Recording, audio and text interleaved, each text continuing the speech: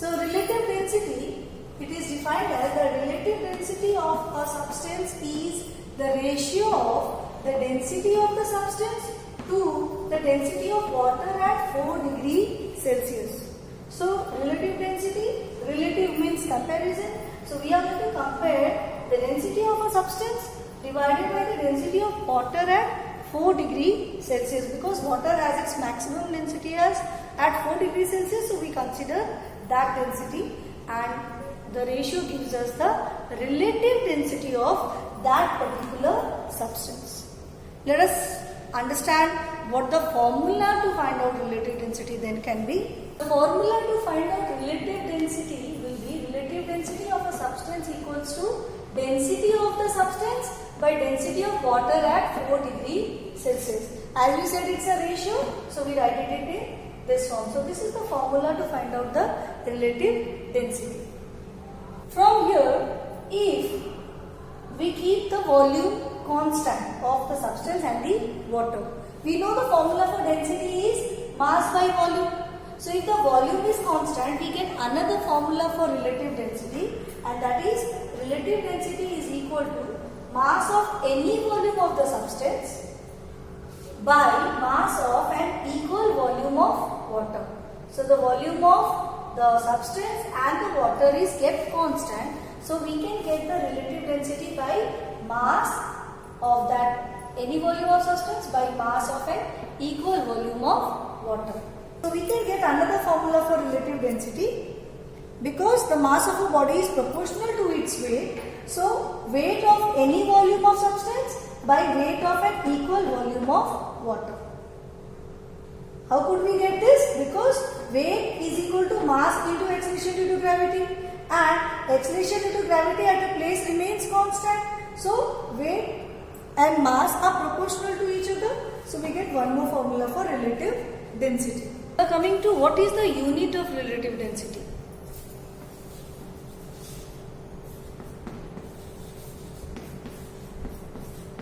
It has no unit.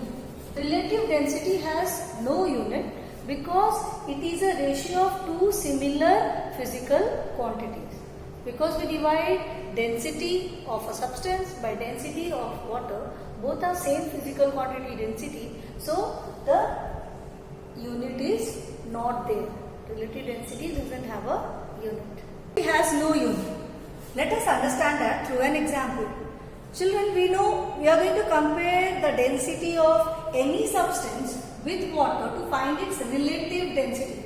The word relative itself means comparison. So when we are comparing, we know density of water in SI unit is 1000 kg per meter cube. That was told to you in the last class, and that of water is 1 gram per centimeter cube. So when we divide the density of gold by density of water, what happens is, you can see here the density of gold is 19,300 kg per meter cube, and that of water is 1000 kg per meter cube. Now because they are same unit, we cancel them out. Now this division you must have learned in your maths classes, 3 zeros, so you shift the decimal point to 3 steps to the left. So we get the answer as 19.3. And relative density has no unit, so you don't need to write anything by the side of it. The density of ice is 0.92 gram per centimeter cube, and the density of water is 1 gram per centimeter cube. So what you have to do is simply divide the CGS unit by 1. That means you get the same value, 0.92, just you are removing the unit out of it. So numerically, the density of any substance is equal to the relative density of that substance only if the density is given in CGS unit or gram per centimeter cube. So if the density of a substance is given in terms of gram per centimeter cube, you only have to remove the gram per centimeter cube and the numerical value is equal to the relative density of that particular substance. Relative density is equal to density of a substance by density of water at 4 degrees Celsius. We can get the formula for density of a substance over here. So density of a substance equals to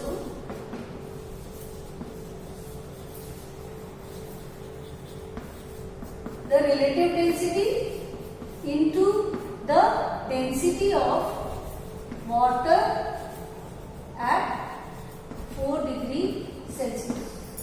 Do you remember this symbol, children? That's rho, which is represented for density. So from the formula of relative density, we can also get the density of a substance, that is density, relative density into density of water at 4 degrees Celsius, that is the product gives you the density of the substance. Let's talk about what is a density bottle. You can see this picture. This is a picture of a density bottle. This density bottle is actually used to measure the relative density of liquids.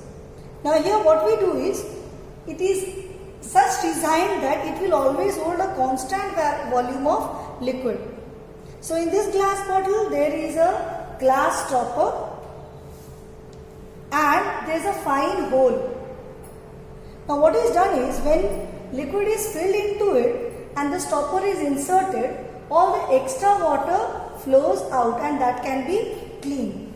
So this way the bottle will always measure a fixed volume of liquid and it is always contain the same volume of liquid whatever be the type of liquid. One condition has to be fulfilled is, the temperature should always be constant. Now how do we use this density bottle? Let us see. Mass of empty bottle is taken. So you take the mass of this bottle when it is empty and mark it as M1. Then fill up the liquid whose relative density is to be found out. Now when we fill it up, you put the stopper, all the extra liquid will come out, we'll clean that out and then the mass of the bottle and the liquid is taken as M2. Then you take out the liquid, clean up the bottle again, fill up water and put the stopper, all the extra water comes out. Now again measure the mass of the bottle with the water and mark it as M3. Now mass of liquid to be found out will be by the empty bottle's mass will be subtracted from the liquid's mass with the bottle. So M2 minus M1. Then mass of water will be M3 minus M1. That is mass of bottle full of water minus mass of empty bottle will give us the mass of water. So now we know the mass of liquid and water, and what we have done here is, we have kept the volume constant. So because the volume is constant, we can get the relative density by just dividing their mass. So the relative density will be, relative density is equal to mass of the given volume of liquid by mass of the equal volume of water. That is M2 minus M1 by M3 minus M1. This is how we get the relative density. I hope you could understand, children. Understand the floating and sinking through an example. Children, you have seen lot of things floating, lot of things sinking inside water and different liquids. So let us understand why does it happen in terms of density.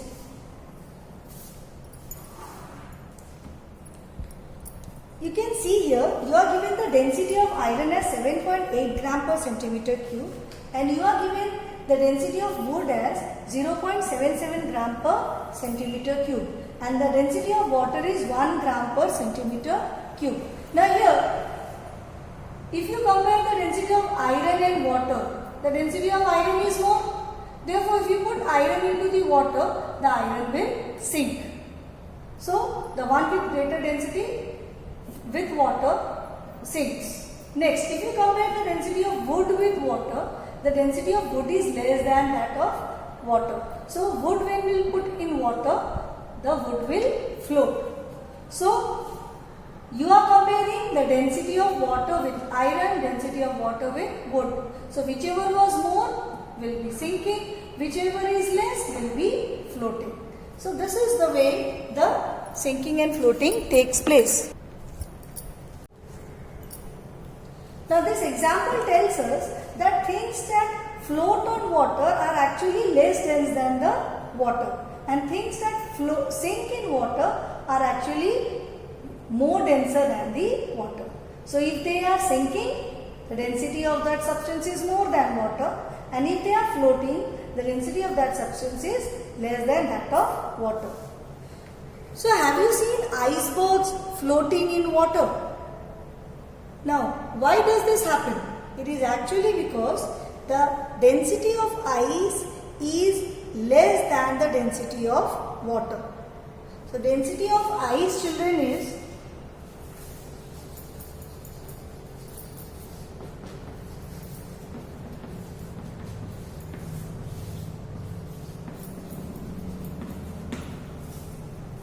so children, density of ice is 0.9 gram per centimeter cube and density of water is 1 gram per centimeter cube.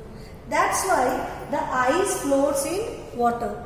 So big mountains of ice that are known as icebergs, they too float on water just because the density of ice is less than the density of water.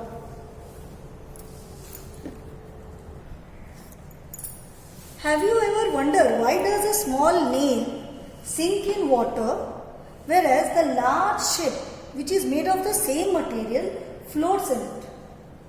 The reason, children, here is the density again. So iron nail is a solid object. So the density of iron nail is more than water, therefore the iron nail sinks. Well, the ship is made of the same material, but when we take the average density of the ship along with the objects and the people inside it, the average density of this ship is less than that of the density of water.